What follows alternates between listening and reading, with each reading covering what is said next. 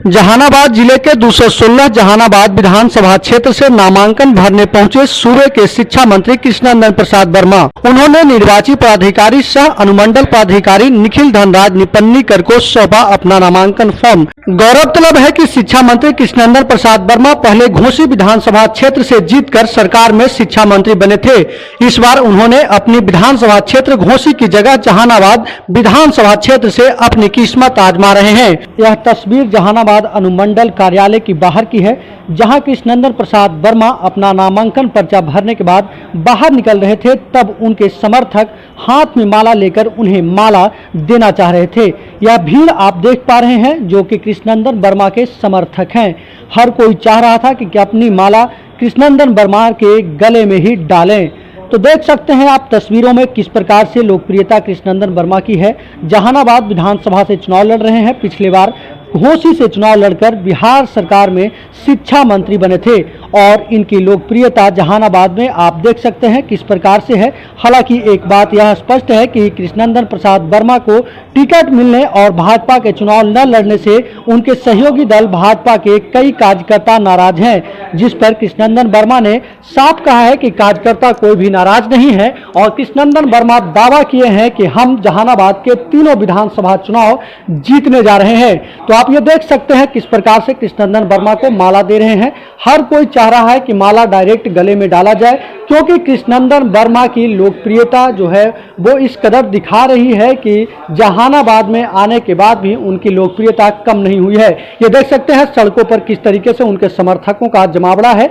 या जो है कृष्णनंदन वर्मा के समर्थक हैं और वो सब चाहते हैं कि कृष्णनंदन वर्मा की एक झलक हम पाए नामांकन के बाद। वहीं इस सीट पर राजद से जीते हुए प्रत्याशी सुदय यादव महागठबंधन के प्रत्याशी हैं, जो कि स्वर्गीय मुंद्रिका सिंह यादव के लड़के हैं। अभी तक जिन प्रत्याशियों का नाम सामने आ रहा है उससे यह स्पष्ट होता है कि जहानाबाद विधानसभा क्षेत्र में सीधा मुकाबला राजद प्रत्याशी सुदय यादव एवं जदयू प्रत्याशी कृष्णनंदन वर्मा के बीच रहेगी। आइए आपको सुनाते हैं नामांकन के बाद कृष्णनंदन वर्मा ने मीडिया से बात करते हुए क्या कुछ कहा है।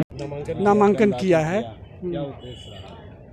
देखिए, जहानाबाद विधानसभा से एनडीए के मैं प्रत्याशी के रूप में नामांकन किया हूँ और सारे लोग मुझे जानते हैं। मैं इसी ज़िले का हूँ, मखदूमपुर का हूँ, इसलिए कोई परिचय का मोहताज नहीं है। और हम समझते हैं कि जो अभी इस राज्य की स्थिति है, राजनीतिक परिस्थितियाँ हैं, एनडीए विशाल बहुमत के साथ फिर आ रहा है और श्री नीतीश कुमार जी इस राज्य के पुनः मुख्यमंत्री होंगे। हम लोगों का उद्देश्य है न्याय के साथ विकास, सबका साथ सबका विकास और सबका विश्वास, ये लेकर के हम लोग चलने वाले लोग हैं।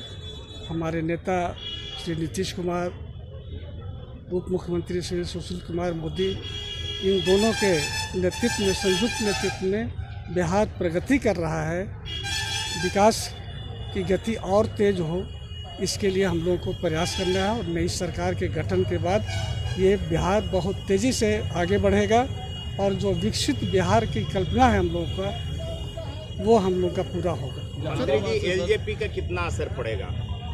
देखिए, एलजेपी का बहुत ज़्यादा असर नहीं होने वाला है, लेकिन ठीक है, एनडीए में थे हम लोग, लेकिन कुछ कारण हुआ वो अलग हो गए हैं। लेकिन उसका चूँकि एनडीए का खुद ही इतना व्यापक असर है, सब लोगों पर प्रभाव है और सब लोग विकास के काम से इतने प्रभावित हैं कि निश्चित रूप से कहीं कोई दिक्कत नहीं है और एनडीए विशाल बहुमत के साथ पुनः। क्या कारण है सर कि आप घोसी विधानसभा छोड़ के जहानाबाद विधानसभा में? परिस्थितियाँ होती हैं और नेता का आदेश होता है। नेता ने हमको इस लायक समझा कि आप जहानाबाद से लड़िए, तो नेता का आदेश हुआ, हम उसका पालन कर रहे हैं। भाजपा के कुछ कार्यकर्ता नाराज बताए जा रहे हैं, क्या इसका असर पड़ेगा? नहीं, ऐसे सब कोई कार्यकर्ता नाराज नहीं है। हम लोग सब मिलजुल करके पूरी तरह एकजुट होकर के इस चुनाव को लड़ेंगे और जहानाबाद का तीनों सीट हम लोग जीतेंगे।